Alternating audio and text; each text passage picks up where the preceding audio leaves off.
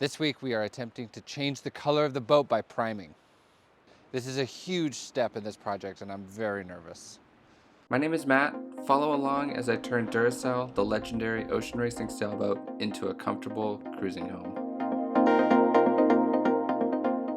We had a few important tasks to complete before priming. The first was to set up fans and filters in the tent to keep clean air moving through the tent as I'm spraying. There are filters at the other end of the building to allow dust-free air into the shed, and these fans will exhaust the excess solvents outside the shed.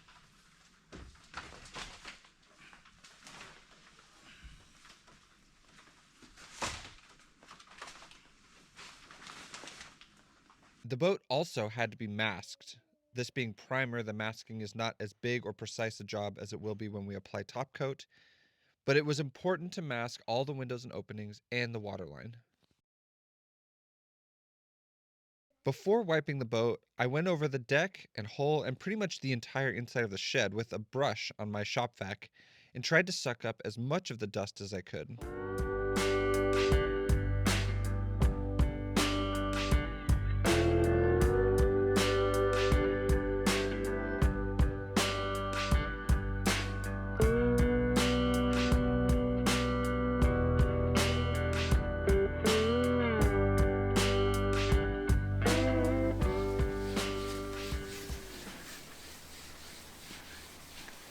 And of course, the final prep for priming was to clean the boat with a wiping solvent. We're using Allgrip's T0170 with the 2-rag method. Wipe on the cleaning solvent, then wipe it off with all the dust and contaminants. Wipe on, wipe off. My mom was a massive help in getting the boat prepped and painted.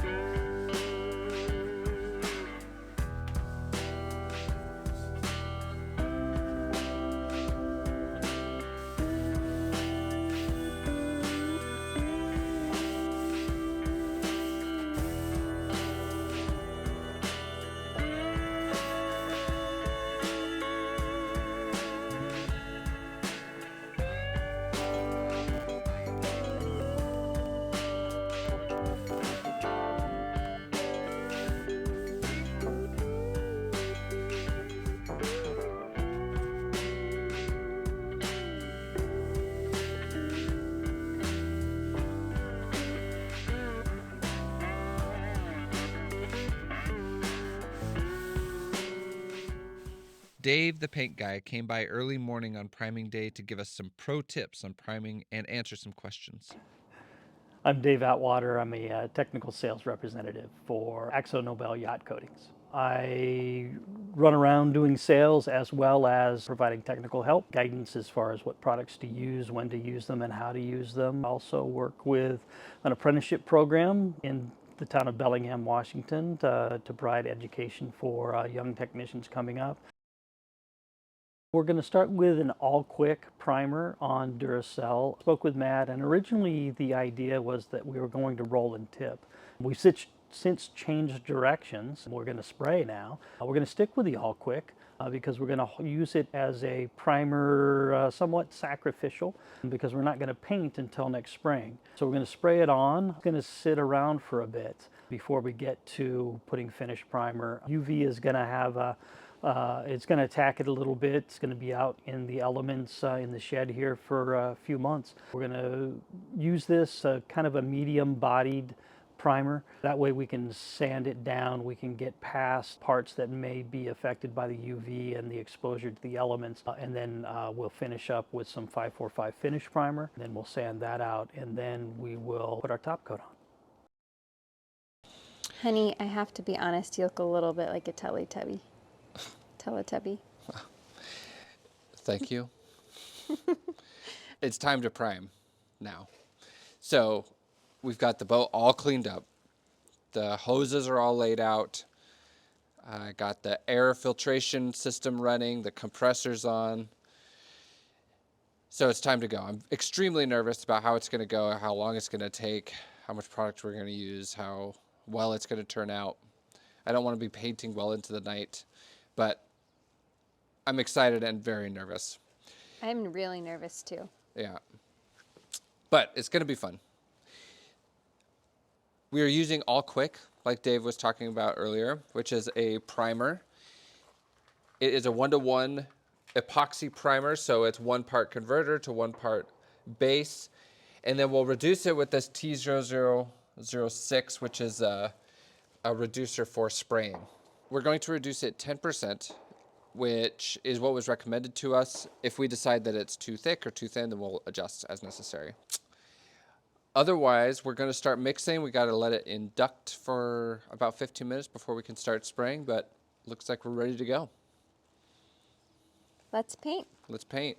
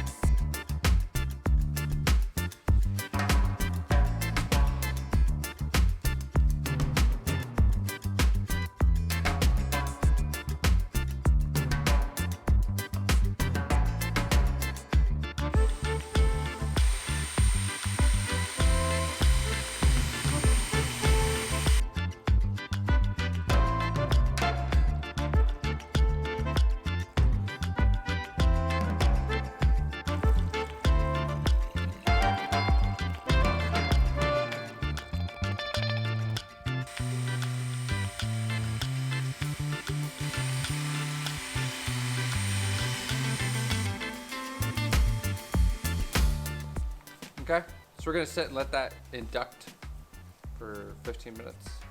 We're ready to go.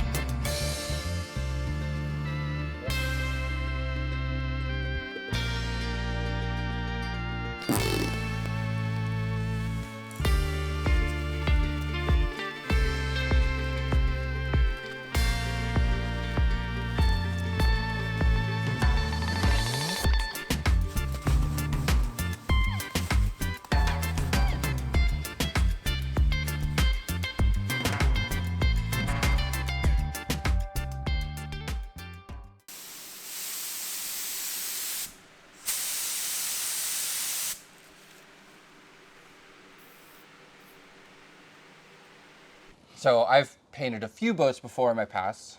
When it comes to a boat this size, I've never painted a boat this big. What tips do you have for me going into this? First tip, number one, always use the proper protective equipment. Make sure Sure. we got a full face respirator, the correct filters to filter out the VOCs and all that kind of good stuff. So number one. Number two, I tell everybody, go out, read the TDS, the technical data sheet. You know, make sure you understand the right mix ratios, make sure you understand how much reducer to use, all of those things. Make sure that if there is a chemical overcoat window, I'm adhering to those time frames according to the temperature that I'm painting at. All of those things are really, really important. Then it's prep. Make sure that I've got the right amount mixed up. Make sure that I'm ready to go. Make sure that if I need help, that I've got that lined up. Really thinking through the whole project, making sure that all of those steps are covered so that it just goes smoothly. I want to be able to start spraying and continue spraying until I'm done.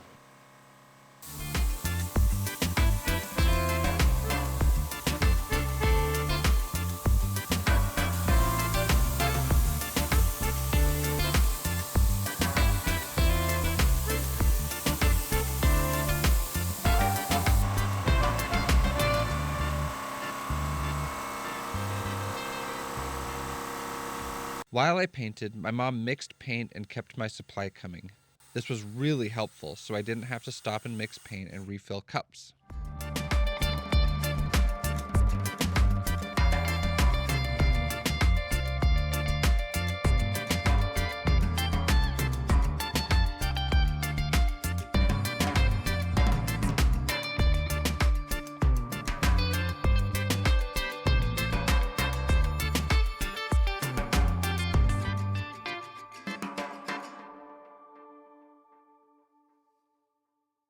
So we're in the middle of fall now, and you know the high is in like the low 50s.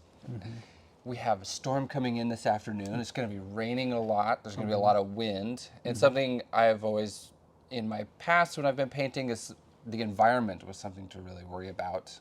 Humidity and temperature. With this primer, is there anything like, am I pushing the limits?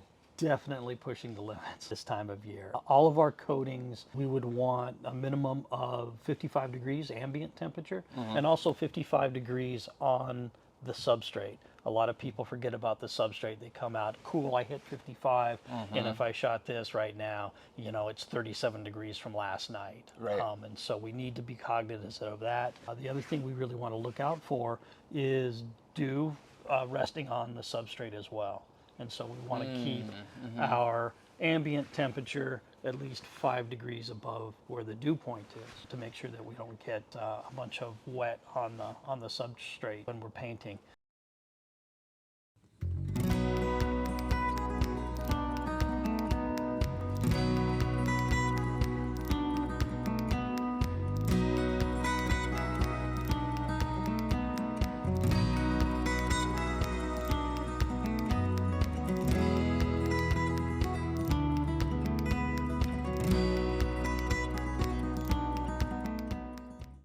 Is there any reason I couldn't just like lay it on real thick and just do one coat? There's a risk if I lay it on too thick that perhaps it will skin over. We're at some very low temperatures, and I think that risk is very low for us. So it'd be hotter temperatures that would be a problem. Yes, Gotcha. yes. It could skin over on the outside, with the inside of the film has still not completely evacuated all of the solvents and everything else that's in there. And so we could end up with some solvent entrapment. And then we go from an area like this, where it's nice and cool, and you end up in the South Pacific, and that heats up, and now that solvent that's still in there wants to escape. And it forces itself out, and it creates bubbles, and then we have adhesion problems and other things. So we don't want to hog it on too much because we want to mitigate that risk. Gotcha. I was originally planning on applying 2 coats of primer, but Dave's answer gave me confidence to lay it on in one thick coat, given the low risk of a skin forming due to our cold temperatures here.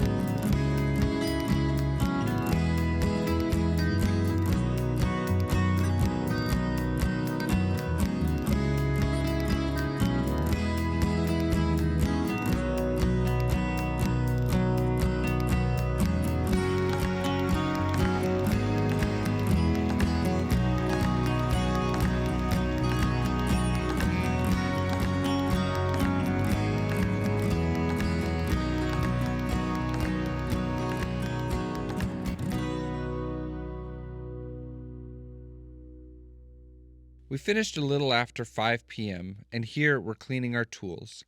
It took us 4 hours total to do the doghouse, cockpit, and deck. Tomorrow, we'll prime the whole sides.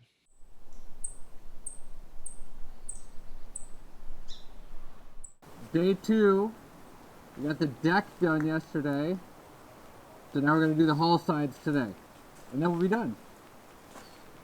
Let's go. Let's go.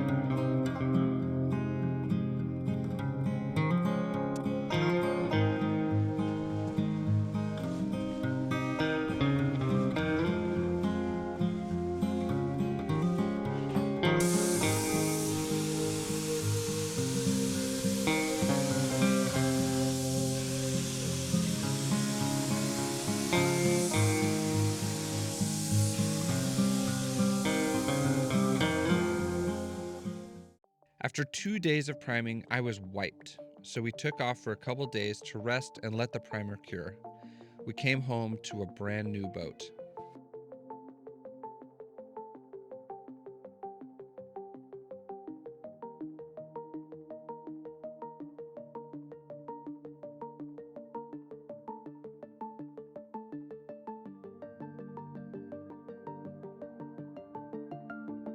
This, of course, leads to we're going to be painting soon, and it's a huge decision to decide what color we're going to be painting the boat. And so, I guess my question is, what tips do you have for helping us choose the right color for our boat?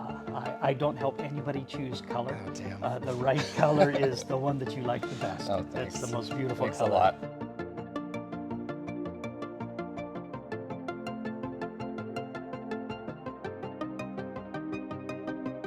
So I just want to remind Matt and show Dave one idea we got from a viewer for a final paint job. It's a little outside of the box, but this is I'll show you a photo.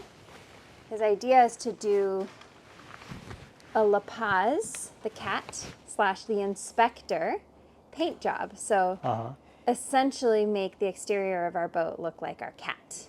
Oh, I see. Oh, yes. Dennis is a man who is not afraid of color, and it is a bold choice.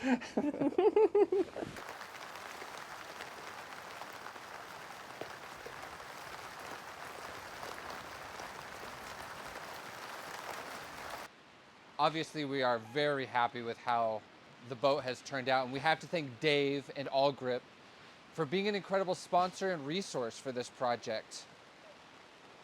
You can see how it's turned out, and their products speak for themselves. So thank you to All Grip, thank you to Total Boat for also being a great sponsor, and all the sponsors that are on the horizon. This is a huge step in the project, and it's incredibly motivating to keep going and after seeing how this has turned out. So thank you very much for watching. We are really close to 100,000 subscribers. Help us get there. Please subscribe.